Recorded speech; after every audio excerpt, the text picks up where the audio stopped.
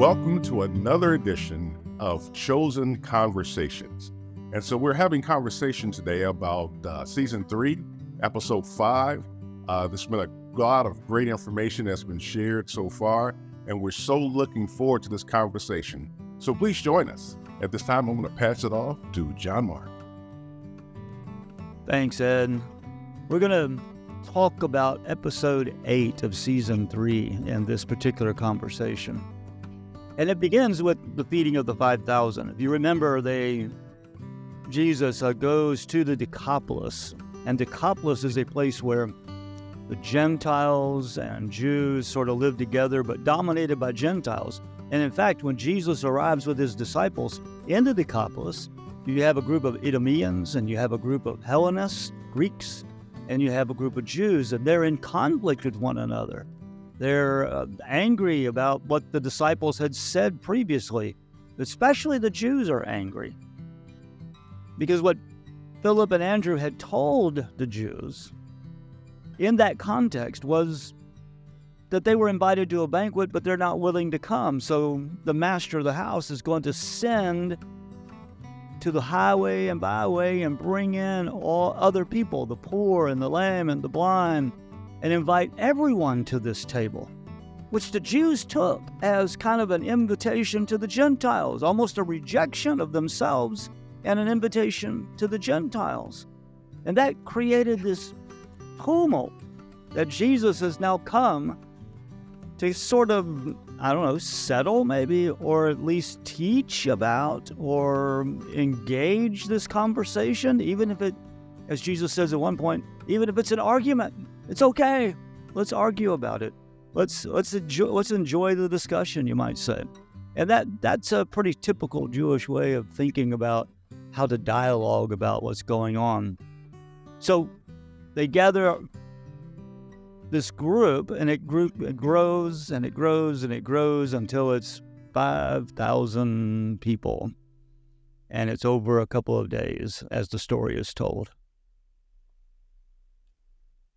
Yeah, John Mark, you make me think about that scene where they're on the path, where they're kind of at an intersection of where several paths come together. And I remember the character that's the Greek character is kind of got everybody excitable. And I think Big James is ready to pull his dagger or sword, and Z is wishing that Jesus hadn't thrown his into the water. And they're really thinking that it's going to come to blows here. And Jesus just tells them to sit down.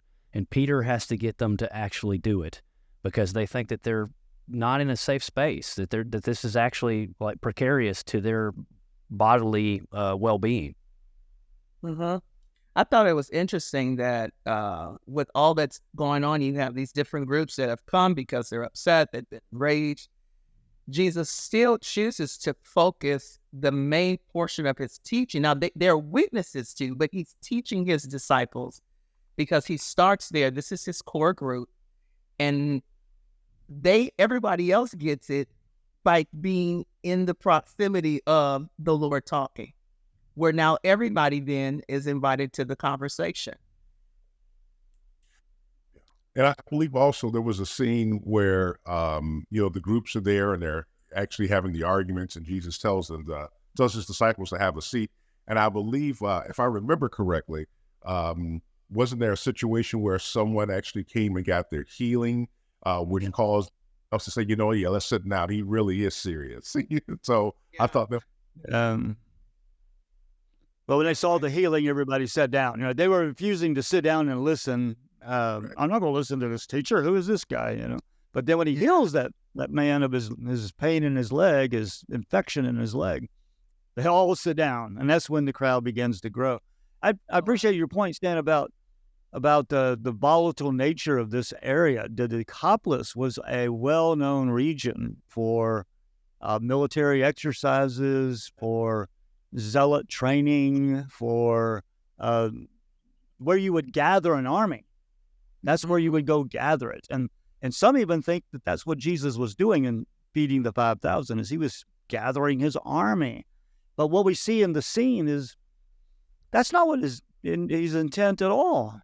His intent is of peace and love and acceptance and inclusion And that's the sort of army he's building. Remember, there's that kind of scene where, what kind of army are you going to have? Well, we're going to have this sort of army, not the one you're thinking about. Well, I really like something that Ed made me just think of, and Ed, that was great to bring in the healing. What's fascinating to me in that scene is that the disciples are the only ones who obey the command to sit down or the request to sit down. And then, like John Mark says, after the healing, then everybody sits down, kind of like, oh. But the healing, you reminded me that, he breaks his staff that he needed to help him walk, and then turns to Jesus and says he's got people he wants to go tell, and he runs off. He doesn't stay and listen to this teaching. He's not even involved in any of the political mess that's going on. He's been healed and he takes off and leaves. And I thought, well, that's different. That's kind of strange, isn't it? I mean, why do y'all think? Why do you think it's pictured that way? I mean, looks like he would want to stay and listen, but I don't know. It's just his excitement, maybe.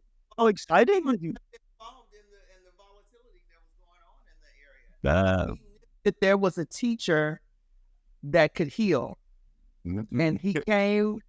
Yeah. Go ahead, Tanya. I want to add to what you're saying. He came because of the pressing need in his life. What they were discussing, that did not concern him. Mm-hmm. Yeah. Mm. Yeah, I was just going to say the same thing you said.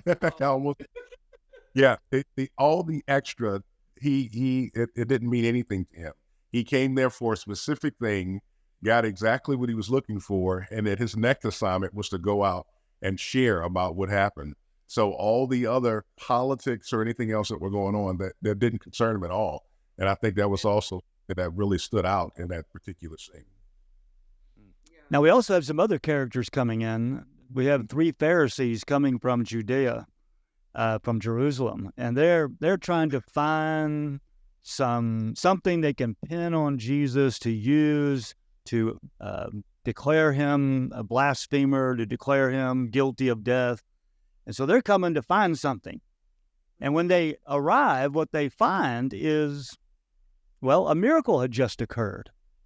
It was the feeding of these 5,000. Let's talk a little bit about, what did you see in the feeding of the 5,000? What was some of the things that drew you into the story? Well, if I can, I want to do one thing. I want to go back just a second on how that happened. I'm glad you took us there, but the setup, it was the gentleman that was on horseback that stopped and saw the healing, and then he rode in to tell the Pharisees, and I love how they weave in some humor. While he's trying to talk to Shemuel about Jesus of Nazareth, because they've been looking for him, he knows where he is, and he gives him the info. He gets chastised for something that his wife gave him that was mixing materials between the two. And then before Shemuel would let him stop talking, he said, or continue his presentation, he said, you got to take that off. You can't even continue talking to me. So you saw the legalistic type view. And then they get into their little chariot and ride through the middle of the night, because this is basically emergent to them. And then they show up, and like John Mark's saying, this feeding has taken place, and they're immediately exiting saying, we need witnesses. We need 3 people. Like they had everything down to bullet points. We need 3 witnesses that saw him break bread with sinners, with Gentiles. And they started immediately asking people. And anybody who didn't give them an answer that was helpful for them, they dismissed, and they just went to the next person. Mm-hmm. Yeah, until they found out that Jesus said that they would sit down with Israel's forefathers, Abraham, Isaac, and Jacob. And the Pharisees are angry about that. And the Gentile, the guy, he was like, out of everything I've told you, that's what you choose to focus on. That's right. That's fed all of us. But you choose to focus on the fact that he invited us to sit at the same table. Yeah. Yeah, we look for the critique rather than the miracle. We look for the critique. What can we say is wrong with this, rather than embracing and enjoying the message that is being sent. I mean, when he feeds the 5,000, he's feeding Jew and Gentile together. This is a meal they share, which is not what's supposed to happen, right? That's different. That is what they can accuse Jesus of doing. That's what they can send Jesus to death for, the kind of blasphemy, leading a kind of movement where Jews and Gentiles eat together. And that's what that feeding of the 5,000 was actually doing. It brought together those three groups, the Idumeans, the Hellenists, and the Jews, and they ate together, and they ate together in harmony and peace. Nobody's getting up from that meal arguing with each other or talking about who was right and who was wrong. They get up from that meal amazed and in wonder and in awe. And man, isn't that way we're supposed to come away from, say, the Lord's Supper? Aren't we supposed to come away from the Lord's Supper, that kind of meal that says, wow, we are one people. It doesn't matter where we come from. It doesn't matter if we're Greek or Jew or Idumean or whether we're black or white or whatever. We come from that one meal to share life together in Jesus Christ. Amen. Wow, John Mark, you made me think about, in contrast to 1 Corinthians, where Paul's chastising the early church for not waiting on each other and making kind of a mockery out of the Lord's Supper. Here, everybody was very orderly, at least as it was presented by the chosen. They all sat down, they got into groups, and the baskets started going around after, I think Andrew said something funny like, well, we've got 5 loaves and 2 fish. Maybe we can give them a little appetizer or a snack, or so how far will this go? And then all of a sudden they're taking lids off the baskets after Jesus prays over it, and they've got plenty, and it just keeps coming. But while that's going on, Peter is not happy. And he's basically saying he will do whatever it is he wants to do, which is a faithful statement. But he wasn't happy about what was happening because he saw Jesus helping people that in his mind Jesus doesn't even know. And yet Peter and Eden are having their problems, and Jesus knows them. And according to Peter, Jesus is ignoring Peter's problems. Yeah. Not only does he feel like it was being ignored, but maybe he shouldn't have chose me, is what he says. Yeah, maybe I was a mistake, I think what he actually said. Yeah. Yeah. Mm. Yeah. Wow, we sometimes feel that way, don't we? We feel like God's ignoring us or not listening to us. Maybe we made a mistake here. And maybe this is not what I'm supposed to be doing. Maybe I'm supposed to be doing something different. And yeah, we see those emotions in Peter. I do like that statement where he says he's going to do what he wants to do, which I think you're right, Stan, that is a faithful statement, but it's also pejorative. It's also kind of accusatory. That is, yeah, he's going to do what he wants to do, and he didn't do squat for me.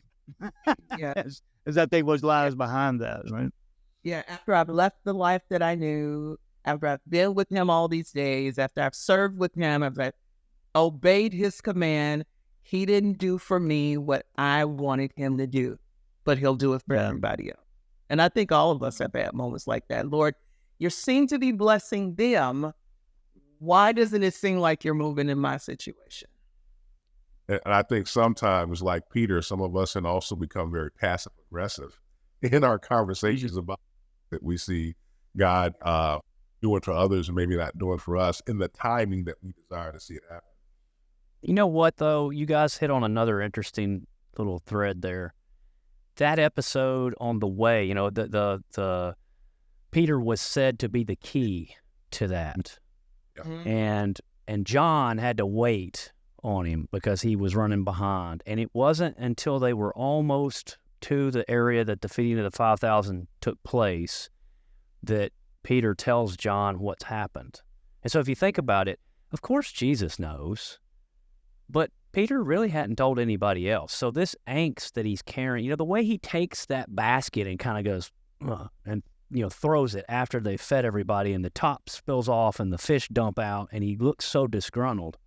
The rest of them don't even know why he's acting that way at that point. Only John knows the situation because Peter didn't tell anybody. So how often do we do that? We carry something that we just make the assumption that everybody around us knows while we're miffed about something, and we haven't really brought them into the information loop. We're over angry because they didn't ask. Like, you saw I was going through something. Why didn't you say something to me to find out what it was that I was going through? Yeah. Mm. Yeah, and as Peter's putting up that wall, Shamil is his wall is kind of crumbling, right? He is amazed by the witnesses that he's listening to. amazed by it. They ate together. He fed 5,000. He's really getting curious about Jesus. And even, maybe curious is not even the best word. He's starting to feel some sadness about the whole situation with Jesus. Because when he meets Jesus and Jesus invites him to pray with him, remember he quotes Psalm 13, "How long, O Lord? How long must I have sorrow in my heart every day? Have you forgotten me? Will you forget me forever?" So I think we see Shemuel kind of lamenting a little bit, wondering whether he's made some bad decisions here, whether he's on the right track with Jesus. And he goes off to pray with him. I mean, that's an amazing sort of event there at the end of towards the end of episode 8, where that Pharisee that was so opposed to him and wanted to find the dirt on him now goes to pray with Jesus. That's a turning point. It is. And, it's so scripturally adherent that after Jesus fed the 5,000, he went off to himself. He went alone to go pray.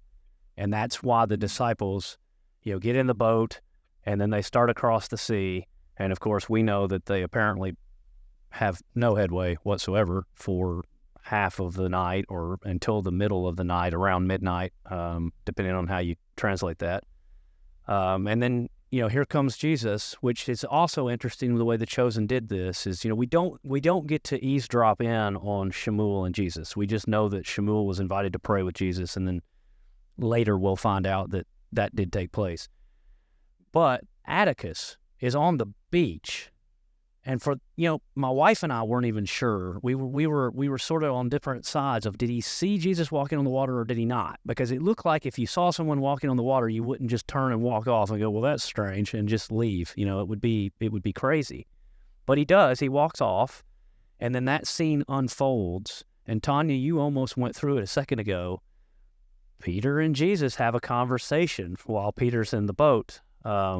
It's not just the way maybe we've envisioned it through our lives in the church, of it just being this simple thing. Peter, come to me. If it's you, command me to come to you. And he comes to him, and then he just sinks, and then Jesus pulls him up. He's actually lamenting and venting with Jesus from the boat.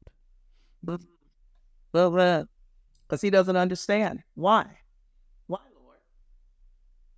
Yeah, it's this backstory that the Chosen has given to that episode. They've filled in some holes or some background. Why is Peter so upset? I mean, why is the Peter the one who jumps out of the boat? Well, the way the Chosen tells the story, I think, is very helpful. We don't know if it's true, of course, but I think it's helpful because it introduces lament and the function of lament in our own lives.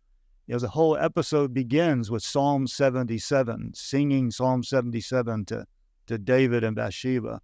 And then when Eden goes to the rabbi Joseph to talk about her situation, he offers Psalm 77 as well. And he's the one who quotes the lines about, has your love gone away forever? Have you forgotten us? Where is your chesed? Where is your loving kindness? What has happened to you? So Psalm 77 kind of frames this episode as one of the major psalms of lament. I encourage everybody to go read. It's one of my go-to lament psalms that is very powerful because it not only names the lament and asks God the questions, it also has a way of moving through the lament by meditating on God's works and remembering what God has done for us. And that's kind of I think that's what happens in these scenes. With Eden, she goes to the baptism, goes to the mikveh, where Jewish ritual purification takes place by immersing yourself. And then Peter gets immersed too. And both of them then have kind of a cleansing, you might say, or a kind of, I don't know, you don't want to say resolution to their lament, but rather a way of coping with their lament. they enter into that, they renew their covenant with God through those immersions. Yeah, and I know Eden, she's praying, Lord, don't let him go. While Peter is actually saying to the Lord, don't let me go. After he's been pulled up from out of the water and they're back in the boat. Yeah. Yeah, and they're both under the water at the same time. Yeah, they're both getting baptized at the same time, you might say, right? Yeah. And they're coming up. They're coming up out of the water with joy and with commitment and with a seeking of the Lord, right? Where they went down in lament and they're coming up. Which I'd love with to some hear sort the of recommitment. Take on that, because I think it spoke to the marriage covenant as well, that they timed that out, where they were saying the same things at the same time, and they were both rededicating, if you will, themselves to Jesus, saying, don't let him go, don't let me go, and then doing an act of union with the kingdom and with Jesus by the baptism allusions that were going on in both scenes. Yeah. Go ahead, you go first. After you, man. I feel the floor.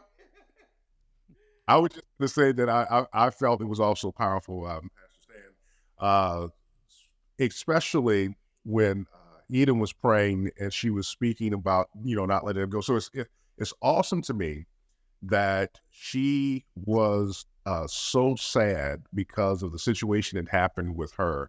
And she was willing to turn that over to Jesus, but then also in the midst of all of that, her focus was on her husband and asking Jesus not to let him go, to grab hold to him and take him up.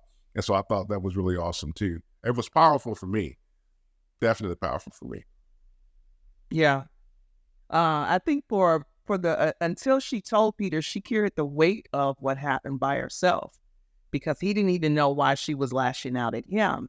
Once she could share it, I know for me, a situation does not become 100% real until Ed knows. Mm-hmm. And then once Ed knows, now we can attack it together. I found it also interesting. Yesterday we were in service and we are both literally praying the exact same words. And I said, look at you praying the same words. It's just a time of prayer, but because we've been together, we're in covenant, we're unified in a way that we see Peter and Eden being unified. So once she could share what was bothering and burdening her heart, it now became his burden. Now he approached it a different way than she did. Because he actually is walking with Jesus every day. Like, Lord, I'm serving you. I'm doing I'm obeying you. And you sent me out knowing that this would happen. And why didn't you prevent it? He's angry. He's hurt. He's angry. And then when they both go through this purification or this baptism, they both come up. It's not by surprise or not by accident or coincidence that they're both saying the exact same thing. She's interceding for him while he's actually with the master that she's interceding on his behalf to.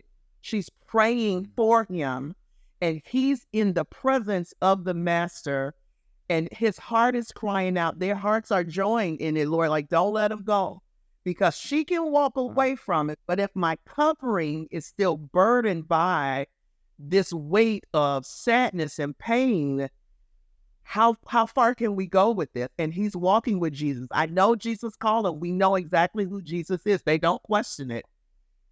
But that they come together and unified, that's powerful. Wow, that's really, really, really helpful, Latanya. Very, very good perspective there.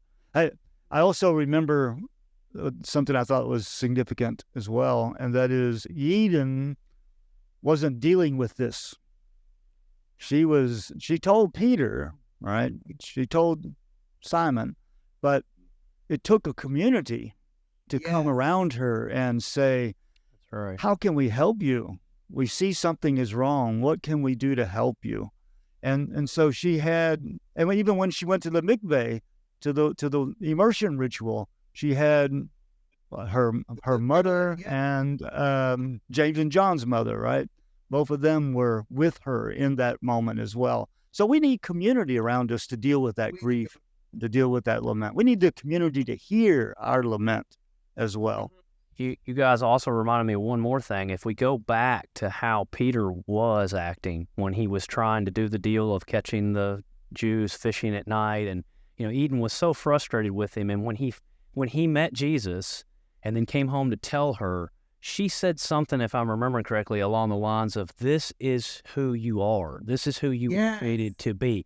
So they found Christ together. She encouraged him to follow him, and then he started following him, and therefore that strengthened Eden's bond to him too. And I think that it was also nonverbal in this scene of the baptisms and the focus on that couple, the two halves of the image of God there, male and female, to Jesus. So yeah, I think that even Peter sharing with John what had happened, because now it's not just sitting in him. He's not wrestling with it by himself. He opens the door enough to share with his fellow brethren that this is what's going on. So now if John can do nothing else, he's going to pray for his brother because he's going through. Him and his wife are going through. And it ultimately leads to this healing that you see for both him and Eden. Because they both now, even though he didn't have multiple people that he told, he had at least one person that he could share that with. And now they both step into healing at the same time in this episode. Good. So John Mark, that transition us to the conflation here where, Chosen can't have two boat scenes probably and be able to afford it. So Jesus and Simon get back in the boat after this conversation that they've had, and Jesus pulling him back up from under the water. And then Jesus says, "Peace be still." And that reminds me of Psalm 107, where they realize, wait a minute, we thought we knew who this was, but this is Yahweh, because only Yahweh can calm the winds and the waves. Right. He has a voice not only over the demons and not only over disease, he has a voice over nature, over the chaos in nature. And he can calm the sea. He can order the chaos, which is what the Creator God does, right? And so I think you're right. Psalm 107 lies in the background there where the voice of God calms the waters. And, and the scene left us there. We didn't hear the disciples say, well, who is this that can do that? It just left us there to kind of impact us with the awe of that moment. Wow. This is the Creator God. Only God can do something like this, right? And I think that is a powerful moment.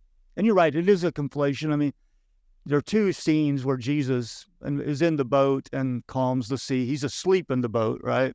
And then he calms the sea. And then there's the other episode where Peter and he are walking on the water. So there's two different episodes there in Scripture, but they bring it together in order to make the point. It's not that The Chosen is trying to be precisely chronological. Even the Gospels themselves are not precisely chronological. Rather, The Chosen is trying to help us see a story, to see the story of Jesus, and to see it in ways that are going to impact our lives, in faithful ways, in truthful ways that will impact our lives. And I think that they did a great job with Episode 8. If you haven't seen Episode 8, go see Episode 8. Brothers and sisters, it's been good to be with y'all tonight, and it's been a great conversation. May the grace of our Lord Jesus Christ, the love of God, and the communion of the Holy Spirit be with us all. Amen.